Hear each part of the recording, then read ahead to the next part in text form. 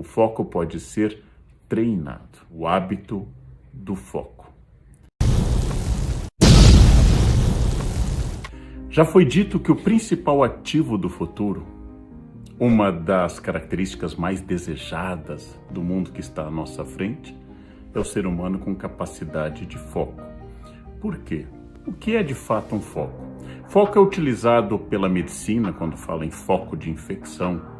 Foco é utilizado pela física quando está falando de convergência, por exemplo, focar a luz. Nós sabemos que no sentido de comportamento, o foco é a capacidade de ficar em uma ideia, um ponto, um objetivo, e a partir daquele ponto só se desviar dele se ele apresentar uma solução ou tiver tido início, meio e fim. Foco é a capacidade de levar uma tarefa ao fim. Foco é a capacidade de manter uma linha em uma conversa.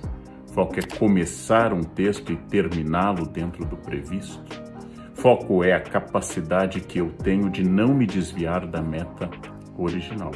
Foco tem muitos significados, mas talvez a gente viva a era mais grave da falta de foco. Por quê? Nunca tivemos tantos estímulos. Nunca tivemos tantas coisas ao nosso redor, especialmente celulares, que trazem músicas, imagens, mensagens. Eu estou ali ouvindo uma música e entra uma notificação e eu vou ver, é de uma rede social e a minha foto foi vista. Isso se transformou hoje em uma verdadeira doença. A falta de foco se transformou hoje em uma característica em um mundo no qual tudo está sendo desviado a todo instante. E assim as pessoas não conseguem manter uma linha reta. As conversas são erráticas, vão para lá e para cá, as tarefas não são concluídas, alguém está indo fazer uma coisa e no caminho começa a fazer outra e passa a atender o celular.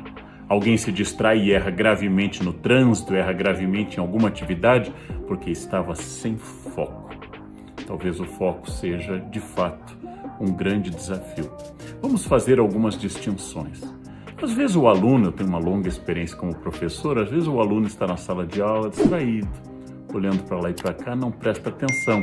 E os professores começam a dizer, ele não tem interesse, ou ele tem déficit de atenção, ou ele tem um transtorno de déficit de atenção com hiperatividade.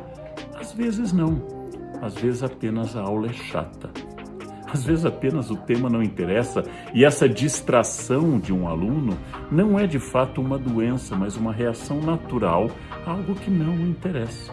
Você já deve ter notado conversando com alguém ou ouvindo alguém que quando a conversa não nos atrai, começamos a olhar para o lado, olhar para o relógio, a ficarmos impacientes. Isso não necessariamente é alguma doença, um déficit, algum transtorno.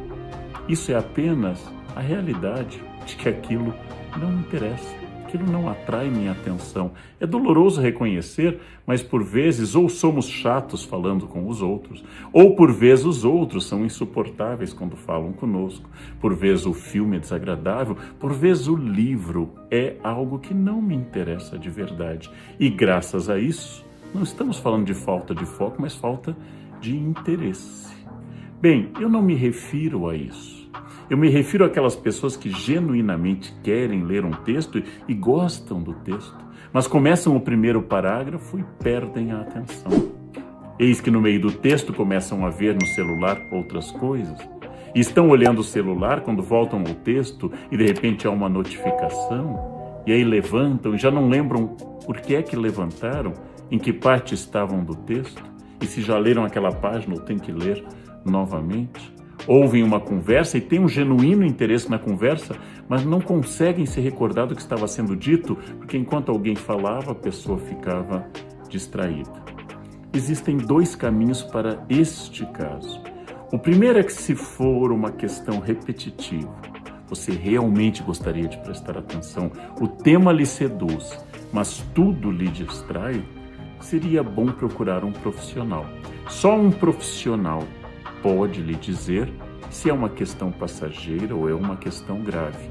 E, acima de tudo, só um profissional muito gabaritado pode achar se é o caso, se você apresenta um transtorno ou um déficit específico, se você tem transtornos ou déficit em relação à atenção ou hiperatividade, que você possa ser então medicado.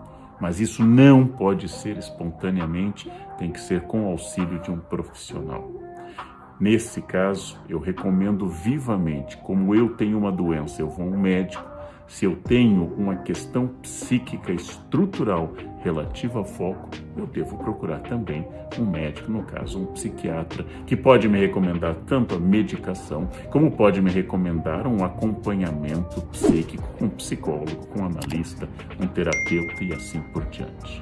Agora eu me refiro não às pessoas que não têm interesse no tema, que foi o primeiro caso que eu citei, que não estão distraídas porque o tema é chato, que não estão distraídas porque apresentam um transtorno, que apresentam um déficit.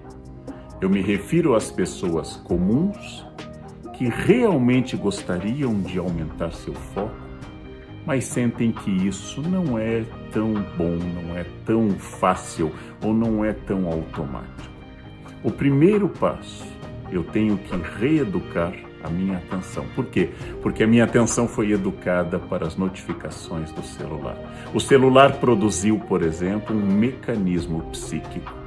E esse mecanismo psíquico faz com que a cada notificação meu cérebro se distraia e meu cérebro vicia nas notificações. Se eu tenho o desejo de ler um texto, eu vou estabelecer, é uma sugestão ampla, 5 minutos durante os quais o celular estará desligado, 5 minutos durante os quais eu ficarei naquele texto, com régua e lápis na mão, lendo atentamente aquele texto. E eu vou colocar um alarme, eu vou colocar um controle para que depois de 5 minutos, atentamente naquele texto, eu possa dizer o que eu li, como eu li, qual é o meu objeto. E se eu conseguir, é sinal de que eu posso treinar mais 10, talvez. Lavo o rosto, respiro fundo e vou mais 10. 15 minutos de foco sobre uma leitura, creiam-me, hoje em dia, especialmente para quem é jovem, é uma grande conquista. Mas para isso eu tenho que afastar as distrações. Não coloco música, não ligo a televisão, desligo o celular, evito notificações e vou treinar de novo o meu foco. O foco, se não for doença, o foco, se não for falta de interesse das coisas em si, o foco pode ser treinado.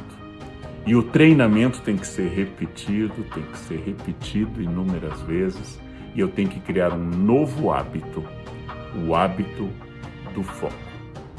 Imagine um mosteiro medieval, o monge tem poucos livros, e a tarefa dele é ler aquele livro. Os outros livros são pesados e estão distantes. Não há música, não há conversas, não há telefone tocando. Os monges passam semanas em cima de um texto.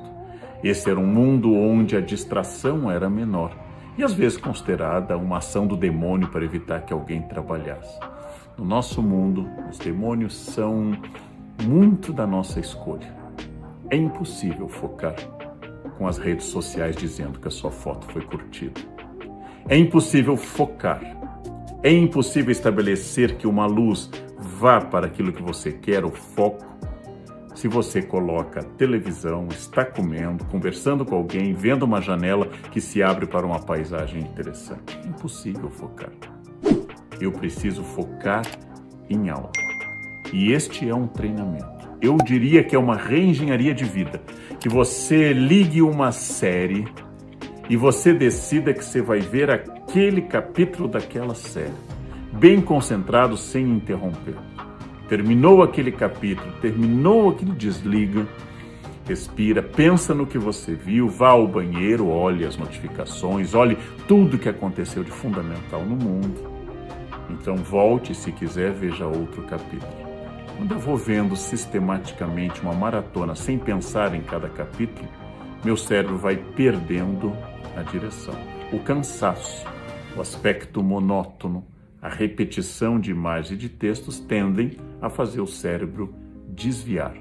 Tudo isso é um esforço, uma reeducação. Foca uma conquista. Algumas pessoas têm mais facilidade na concentração, outras têm menos. Mesmo naqueles que têm mais ou têm menos, tem oscilação ao longo do dia. Você tem horários mais produtivos e horários menos produtivos. Há oscilações ao longo da vida. Há momentos mais focados e menos focados. Mas dentro dessa oscilação, você tem que ser capaz de empreender uma tarefa do início ao fim e verificar se você está conseguindo esse exercício repetitivo e constante. O cérebro é uma máquina de repetição. O déficit de atenção e o transtorno, todos eles têm uma base psíquica, às vezes até neurológica, que deve ser examinada. Mas tirando isso, eu volto a insistir. O foco é uma escolha, o foco é uma opção, o foco é uma entrega para uma tarefa. E por que ser focado? Você vai ler melhor, você vai ver melhor sua série, você vai prestar atenção em uma conversa, você vai aprender a entrar em um tema e ficar nele, e ficando nesse tema bastante tempo, para que você possa repetir, pensar, traduzir o que você quer e ficar uma pessoa mais atenta, mais eficaz e eu diria até menos cansada, porque parte do nosso estresse é ir de um ponto ao outro sem levar nada adiante. Uma tarefa de cada vez quando possível. Uma tarefa com início, meio e fim, quando possível. Avalie seu desempenho e veja se você pode com 5, 10, 15 minutos. Eu tive uma escola de concentração na minha vida que foi o piano. Quando você tem 7 ou 8 anos, você estuda 15, 20 minutos e é um inferno. Aquele tempo não se acaba. Conseguir meia hora de uma criança estudando é extraordinário. E aí você estuda 3, 4 anos, você já tem 10, 11, 12, você passa a estudar 1 hora por dia. E aquilo é complicado, mas é mais fácil do que era há alguns anos. E aí você chega a 15, 16, 17, você está estudando 2 horas, 3, e de repente, o pianista já com 8, 9 anos está estudando 4, 5 horas, quase sem intervalo, e consegue, porque é um exercício crescente, como se fosse um exercício físico, de colocando mais peso. Estudar um instrumento musical é um excelente exercício de foco. É uma escola de foco. Você precisa aplicar prestando atenção naquilo. Eu posso treinar isso com música, eu posso treinar com leitura, eu posso treinar com filmes. Ficar olhando em um tema, prestando atenção a tarefas que eu preciso, às vezes, ampliar minha visão. Se eu estou com 3, 4 crianças na praia, não dá para focar em uma. Mas, obviamente, eu vou focar naquelas que me interessa proteger. Eu preciso, às vezes, ampliar e, às vezes, diminuir. Mas é essa capacidade, como se fosse a lente de uma máquina, o zoom de uma máquina fotográfica, que você aumenta ou diminui, por isso a imagem fica nítida ou fica embaçada.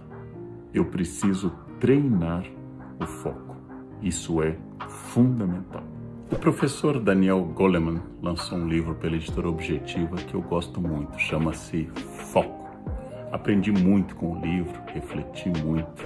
E há trechos em que ele diz que nós temos uma mente com pensamentos ascendentes. E esses pensamentos ascendentes partem de regiões mais, digamos, primitivas do cérebro, um pouco mais fora de controle, como emoções, raiva, etc. E temos pensamentos de uma mente descendente, com pensamentos mais dedutivos, racionais, lógicos, um pouco mais controláveis. Em resumo, o que eu concluí, não sei se com precisão, nós não controlamos da mesma forma todas as áreas do cérebro e todos os pensamentos. Então, necessariamente, em algum momento, algo vai me surpreender e me distrair. O cérebro foi treinado desde milhões de anos para buscar movimentos suspeitos, por exemplo, uma porta que se abre, um barulho súbito, meu cérebro sobe, absolutamente.